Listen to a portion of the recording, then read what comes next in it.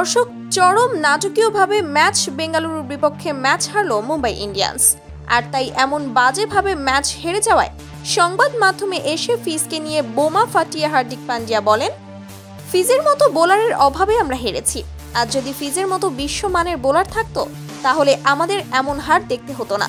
তাছাড়া আমাদের ব্যাটিংয়ের কথা বলতে গেলে অনেক শক্তিশালী, তবে বোলারদের লাইন আপ দুর্বল, যার ফলে আমরা একের পর এক ম্যাচ হেরেই যাচ্ছি।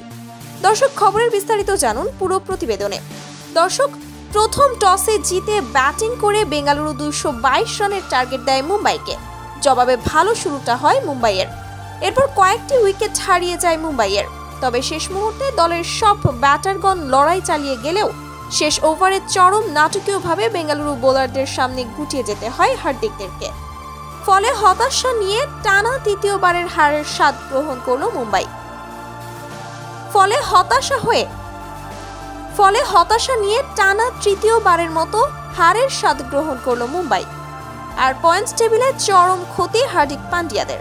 আর অন্যদিকে 8 পয়েন্ট নিয়ে পয়েন্টস টেবিলের তৃতীয় স্থানে অবস্থান করছে বেঙ্গালুরু।